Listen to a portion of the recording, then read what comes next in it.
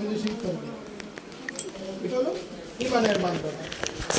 আর তাবিজ দেওয়াটা শিরিক নয়, বরং আল্লাহ রাসূল সাল্লাল্লাহু আলাইহি ওয়াসাল্লামের আরেক হাদিস, মিশকাত শরীফের হাদিস, সূরা কাফিরুন, সূরা ইখলাস, সূরা ফালাক, নাসকে তাবিজ বলেছে। এটাই তাবিজ। আর শিরিক কোনটা? বুখারী শরীফের হাদিস, মান আল্লাকা তামিমাতান ফাকাদ আশরাক, যে ব্যক্তি গলায় তামিমা ঝুলালো সে যেন শিরিক করল। তাবিজ না, তামিম। পার্থক্য হলো, তামিমা হলো গাছের শিকড়, কড়ি, তামার পাত, পশুর চামড়া, পশুর দাঁত, ঠিক আছে, কালো সুতা, এটাকে তামিমা বলে। এটা তুই ঝুলাও শিরিক। তাবিজ দিলে এটা সুন্নত মুতাওয়ারাসা বলে, সুন্নত সাহাবা বলে। আল্লাহর কোরআন থেকে দেওয়া হয় কোন আয়াত। আগে আপনার কথা বলেন, আগে শুনে না।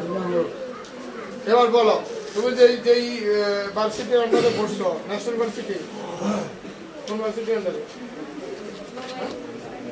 ইসলাম বিশ্ববিদ্যালয়। নিশ্চয় তোমার প্রিন্সিপাল তোমার থেকে বেশি জানে, তাই নয় কি?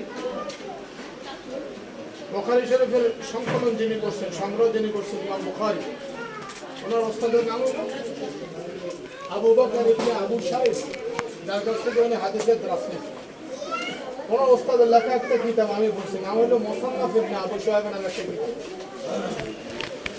20 খণ্ডের একটা কিতাব। ওখানে একটা অধ্যায়, এটা আরবিতে এভাবে আসছে, মান রাখাসা তালিকা তাবিজ, অর্থ হলো কে তোমাকে অনুমতি দিল তাবিজ দেওয়ার জন্য। উনি নিজে কি দিতে প্রশ্ন করে অধ্যায়টা রচনা করেছেন। ওখানে একটা হাদিস আনছে, আল্লাহ রাসূলের সাহাবী আব্দুল্লাহ ইবনে আমির ইবনে আস রাদিয়াল্লাহু তাআলা আনহুর কাছে যদি কেউ আসতো, আমি রাতে ভয় পাই, আমি জিনাতে ওয়াসওয়াসা করে, আমার ঘুম আসে না, রাতে হাঁটি, ওইরকম রোগীকে উনি প্রথমে একটা দোয়া শিখাতেন। তিরমিজি শরীফে এইভাবে দোয়াটা আছে, আউযু বিকালিমাতিত তাম্মাতি মিন শাররি রাসূল। যিনি শিখতে পারতেন, মুখস্থ করাতেন, ওনাকে তাবিজ লিখতেন। যিনি এই দোয়াটা মুখস্থ করতে পারতেন না, এনাকে তাবিজ লিখে দিতেন। যেখানে আল্লাহ রাসূলের সাহাবী তাবিজ দিয়েছেন, আমি পারবো না। শর্ত হলো তাজবিজে আল্লাহর কালাম, রাসূলের শিখানো দোয়া করতে হবে, তাই হলো নাম লিখতে হবে। তার কারণে আমরা সবার সামনে কালেজে লিখি, যে প্রথম আসেন, প্রথম একজন